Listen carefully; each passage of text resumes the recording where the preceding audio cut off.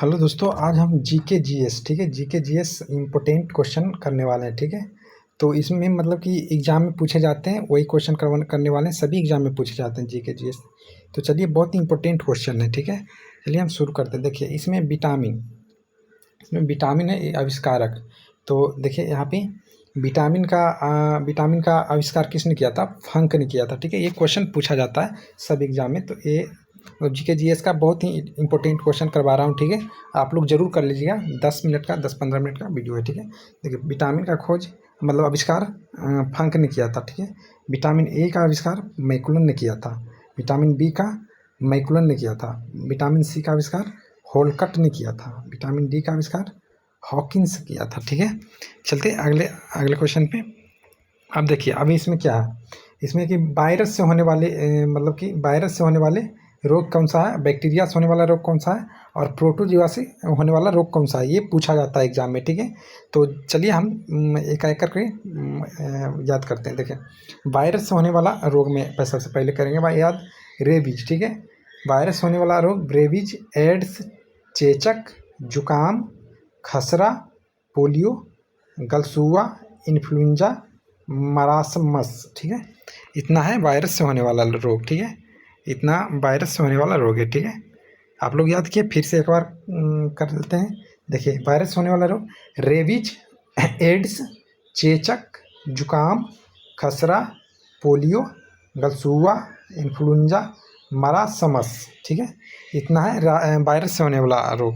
अब हम बैक्टीरिया से होने वाला रोग को पढ़ेंगे। ठीक है, बैक्टीरिया से होने वाला रोग, बैक्टीरिया से होने वाला रोग है प्लेग, क्षय रोग, कृष्ठ रोग, हैजा, टाइफाइड, टेटनिस, निमोनिया, तपेदिक डिप्थीरिया।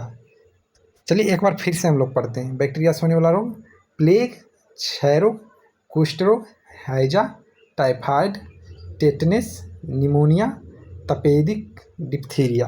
ठीक है, एक दो बार रिवीजन करिए, आपको याद हो जाएगा। ठीक है, अब प्रोटोजोआ से होने वाला रोग हम याद करते हैं।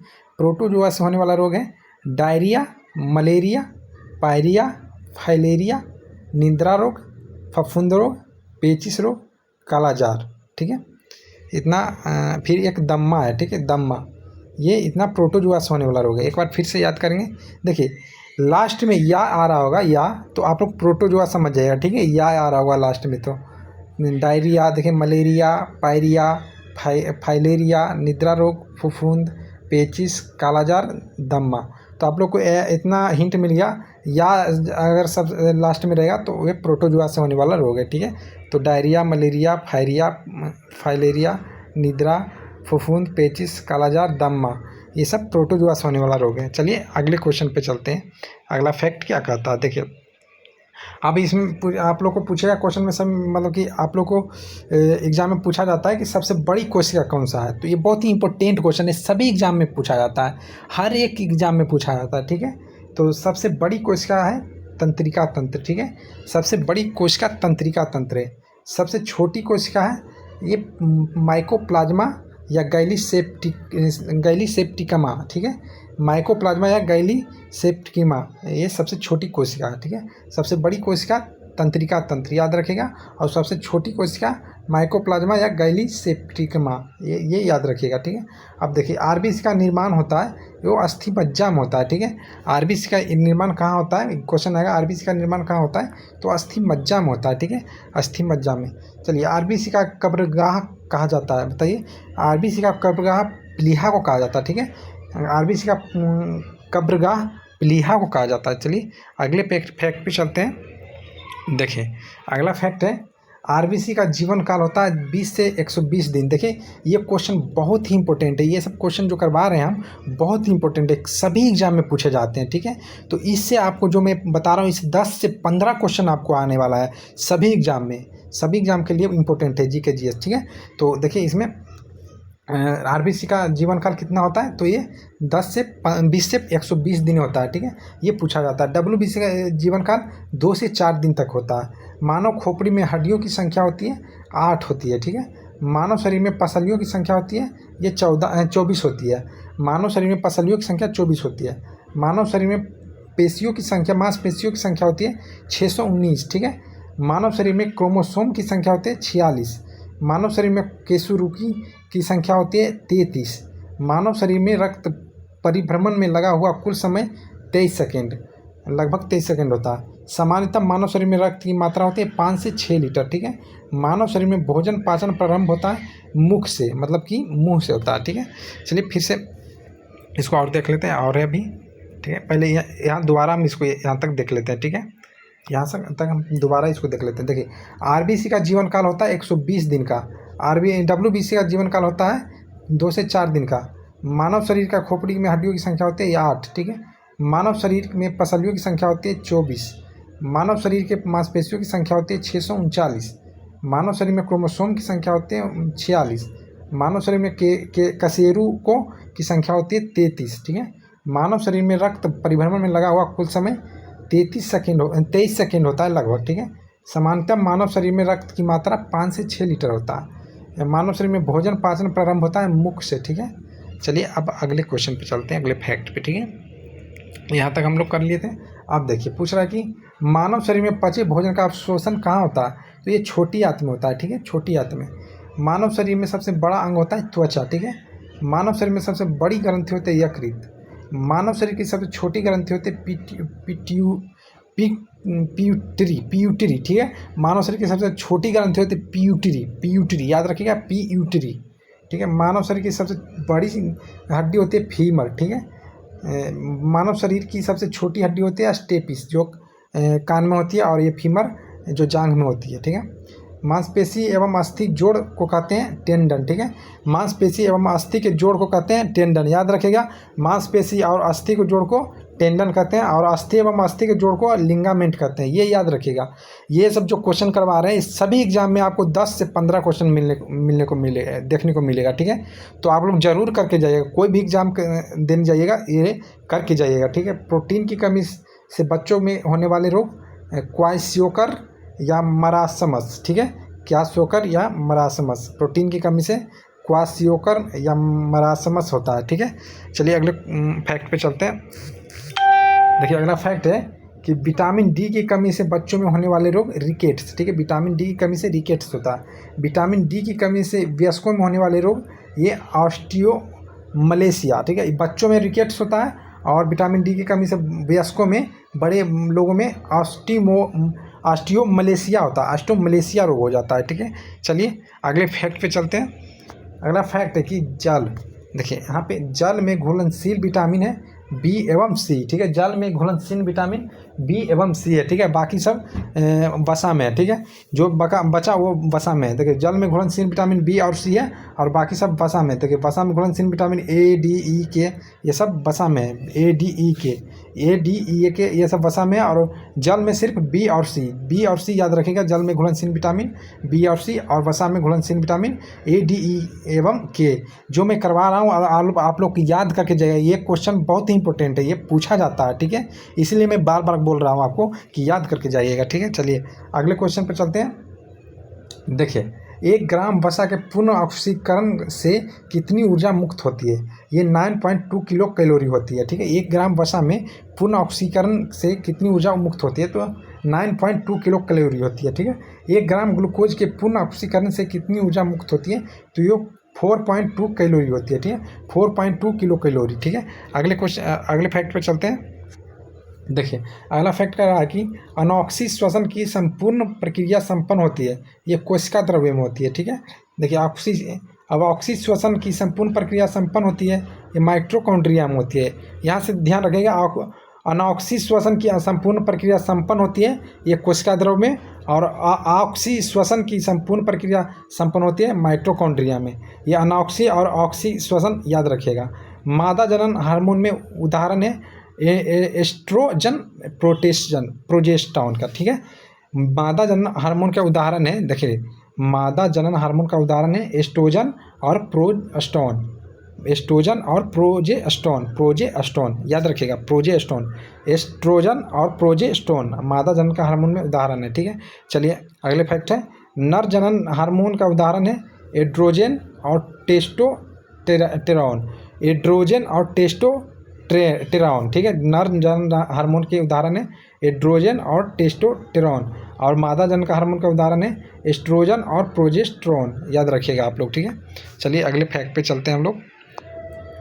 देखिए सबसे छोटी एक कोशिकीय शैवाल है एसिटाबुलेरिया, ठीक है, एसिटाबुलेरिया सबसे छोटी एक कोशिकीय शैवाल है एसिटाबुलेरिया। देखिए सबसे बड़ी एक कोशिकीय शैवाल है मैक्रोसिस्टस। चलिए सबसे छोटी गुणसूत्र पाया जाता है शैवाल में, नील हरित शैवाल के नाम से जाना जाता है साइनोबैक्टीरिया, ठीक है। बर्फ पर उगने वाले शैवाल को कहा जाता है क्रायोफाइटिक शैवाल। पुष्प का नर जनन भाग कहलाता है पुमंग, ठीक है। पुष्प का मादा जनन भाग कहलाता है जायांग। पौधे का जनन अंग है पुष्प, ठीक है। चट्टानों पर उगने वाले पौधे को कहा जाता है लिथोफाइटस, ठीक है। चट्टानों पर उगने वाले पौधे को कहा जाता है लिथोफाइटस। ये बहुत ही इंपॉर्टेंट क्वेश्चन है दोस्तों, एकदम 1-2 बार जरूर इसको देखिएगा तब याद हो जाएगा। इसको से 10 से 15 क्वेश्चन आपको बता रहे, कोई भी एग्जाम हो आपको पूछा जाएगा, ठीक है। चलिए अगले क्वेश्चन पे चलते हैं। क्वेश्चन कह रहा है कि चट्टानों पर उगने वाले पौधों को कहा जाता है लिथोफाइटस, बालू में उगने वाले पौधों को कहा जाता है सेमोफाइटस, रेगिस्तान में क्षेत्रों में उगने वाले पौधों को कहा जाता है एरिमोफाइटस, दलदल में उगने वाले पौधों को कहा जाता है हीलोफाइटस, अम्लीय मृदा में उगने वाले पौधों को कहा जाता है ऑक्जिलोफाइटस, ठीक है। फिर एक बार यहाँ से देख लेते हैं। चट्टानों पर उगने वाले पौधों को कहा जाता है लियोफाइटस, ठीक है, चट्टानों पे लियोफाइटस, बालू में उगने वाले को सेमीफाइटस, और रेगिस्तान क्षेत्रों में उगने वाले पौधे को एरिमोफाइटस, और दलदल में उगने वाले पौधों को हीलोफाइटस, और अम्लीय मृदा में उगने वाले पौधे को ऑक्जिलोफाइटस, ठीक है। अब चलते हैं अगले फैक्ट पे। बहुत ही इम्पोर्टेंट फैक्ट करवा रहे हैं आप लोग को, ये सब करके जाइएगा तो आपको बहुत ही आसानी होगा, मतलब एग्ज़ाम में जैसे ही जाएगा तो आपको पता चलेगा कि हम लोग जो क्वेश्चन कर रहे हैं वो कितना मतलब महत्वपूर्ण है, ठीक है। ऐसे आप लोग एग्ज़ाम दिए होंगे तो आप लोग को पता होगा ये सब क्वेश्चन पूछा जाता है, ठीक है। देखिए पैरेंकाइमा उत्तक के कार्य हैं पौधे में भोजन को संचित करना, ठीक है। पैरेकाइमा उत्तक के कार्य है पौधे में भोजन को संचित करना। क्लोरेकाइमा उत्तक के कार्य हैं पौधे के लचीला बनाना, ठीक है। क्लोरेकाइमा पौधे को लचीला बनाना इसका काम होता है, और पैरेनकाइमा को होता है पौधे में भोजन को संचित करना, ठीक है, ये याद रखेगा। स्क्लेरेकाइमा पौधे को कठोरता को बनाता है, ठीक है। स्क्लेरेकाइमा से पौधे को कठोरता बनता है, ठीक है। प्रकाश संश्लेषण की क्रिया सबसे तेज होती है, ये लाल रंग के प्रकाश में होती है सबसे तेज, ठीक है। प्रकाश संश्लेषण की क्रिया सबसे तेज होती है लाल रंग के प्रकाश में। पत्तियों का हरा रंग होता है क्लोरोफिल या पूर्ण हरित के कारण। शरीर के भीतर रक्त का थक्का न बनने देने वाला प्रोटीन है हिपैरिन, ठीक है। शरीर के भीतर रक्त का थक्का न बनने देने वाला प्रोटीन है हिपैरिन। रक्त का थक्का बनने के लिए अनिवार्य प्रोटीन है फाइब्रिनोजेन, ठीक है, फ्राइविनोजेन। रक्त का थक्का बनने के लिए अनिवार्य प्रोटीन है फ्राइविनोजेन, ठीक है। चलिए अगले फैक्ट पे चलते हैं। देखिए बहुत इंपॉर्टेंट क्वेश्चन है दोस्तों, जरूर करिएगा, एक नहीं 2 बार करिएगा, नहीं याद होगा तो बार करिएगा, 10 बार करिएगा, लेकिन याद करके जाइएगा। इससे बहुत क्वेश्चन आपको मिलने वाला है, ठीक है। हम 10-15 बोल रहे हैं, लेकिन इससे ऊपर जा सकता है, 20 से 30 क्वेश्चन आपको मिलेगा क्वेश्चन, ये मतलब अपने एग्जाम में देखिएगा, ठीक है, कोई भी एग्जाम दीजिएगा तो। देखिए ब्लड बैंक में रक्त को रखा जाता है 40 डिग्री फ़ारेनहाइट पे, ठीक है। ब्लड बैंक में रक्त को रखा जाता है 40 डिग्री फ़ारेनहाइट पे। सर्वप्रथम जेनेटिक्स शब्द का प्रयोग किया गया था डब्ल्यू वाटसन द्वारा, ठीक है। सर्वप्रथम जेनेटिक्स शब्द का प्रयोग डब्ल्यू वाटसन द्वारा किया गया था। सर्वप्रथम जीन का शब्द का प्रयोग जोहानसेन द्वारा किया गया था। सर्वप्रथम जीन शब्द का प्रयोग जोहानसेन द्वारा किया गया था। सर्वप्रथम कोशिका शब्द का प्रयोग रॉबर्ट हुक द्वारा किया गया था, चलिए अगले फैक्ट पे चलते हैं हम लोग। आप देखिए यहाँ पे बहुत ही मतलब कि महत्वपूर्ण फैक्ट है। देखिए जठर रस ग्रंथि है, ये एंजाइम है और प्रतिक्रिया के बाद, ठीक है। देखिए पहले जठर रस ये एंजाइम में पेप्सिन में और रेनिन में ये बदल जाता है, फिर प्रतिक्रिया के बाद पेप्टोन्स और कैल्शियम पैराकैसिनेट हो जाता है, ठीक है। अब देखिए अग्नाशय रस एंजाइम में ट्रिप्सिन लाइपेज और देखिए इसमें प्रतिक्रिया के बाद पॉलीपेप्टाइड्स वसा एवं ग्लिसरॉल हो जाता है। देखिए लार एंजाइम में एमाइलेज हो जाता है, टाइलिन हो जाता है, माल्टेज हो जाता है। फिर प्रतिक्रिया के बाद शर्करा माल्टोज ग्लूकोज हो जाता है, ठीक है, ये याद रखिएगा। चलिए अगले फैक्ट है, कोशिका का शक्ति ग्रह मतलब पावर हाउस किसे कहा जाता है? ये माइटोकॉन्ड्रिया को कहा जाता है। कोशिका का पावर हाउस माइटोकॉन्ड्रिया को कहा जाता है, ठीक है। चलिए अगले फैक्ट है, पित्त स्रावित होता है यकृत से।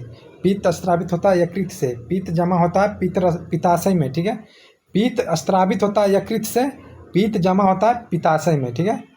इंसुलिन में अल्प स्रवण से होने वाला रोग मधुमेह, ठीक है। इंसुलिन में अल्प स्रवण से होने वाला रोग मधुमेह है।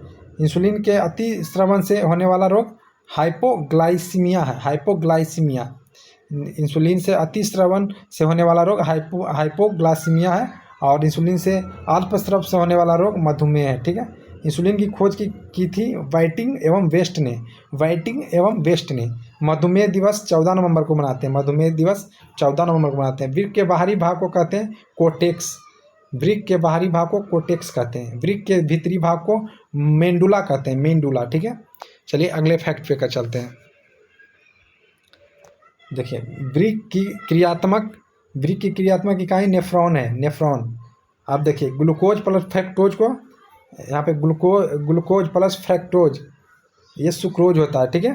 ग्लूकोज प्लस ग्लूकोज ये माल्टोज होता है। ग्लूकोज प्लस ग्लाइक्टोज लैक्टोज हो जाता है, ठीक है।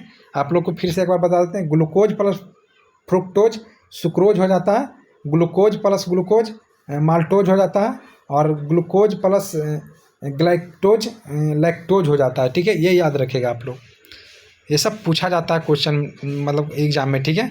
इसलिए मैं आपको बहुत ही महत्वपूर्ण क्वेश्चन करवा रहा हूँ, ये कहीं आपको नहीं करवाएगा, कोई क्लास नहीं करवाता है, ठीक है। ये बहुत ही महत्वपूर्ण क्वेश्चन करवा रहा हूँ आप लोग को, ठीक है। तो अपने दोस्तों के साथ ये वीडियो शेयर कर दीजिएगा जरूर, ठीक है। और चैनल पर नहीं तो चैनल को सब्सक्राइब कर लीजिएगा और वीडियो को लाइक शेयर कर दीजिएगा। चलिए मोनोसैकेराइड का उदाहरण है ग्लूकोज एवं ग्लाइक्टोज, ठीक है। मोनोसैकेराइड का उदाहरण है ग्लूकोज एवं ग्लाइक्टोज। डाइसैकेराइड का उदाहरण है माल्टोज एवं सुक्रोज एवं ग्लैक्टोज, ठीक है। हम पॉलीसैकेराइड का उदाहरण है स्टार्च एवं ग्लाइकोजेन। स्रोदाता रक्त समूह है O, ठीक है। स्रोदाता रक्त समूह है O। स्रोदाता सर्वग्रह रक्त समूह जो सभी से रक्त ले सकता है वो AB है, और जो सभी को रक्त दे सकता है वो O है, ठीक है। रक्त परिसंचरण तंत्र की खोज विलियम हार्वे ने किया था, ठीक है।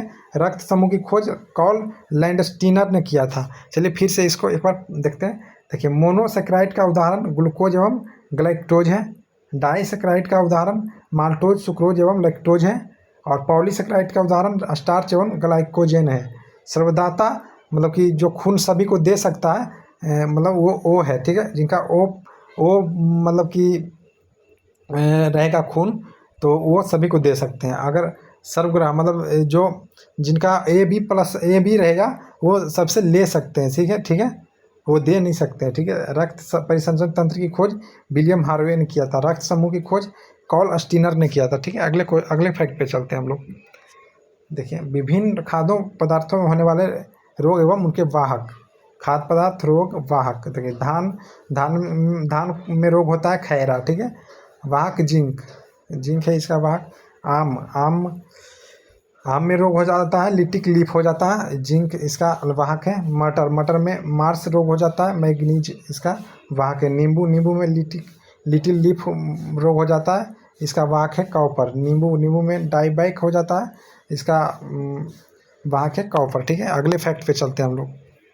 ये भी बहुत बड़ा बढ़िया इससे एक क्वेश्चन पूछा जाता है, ठीक है। तो इसको याद कर लीजिएगा।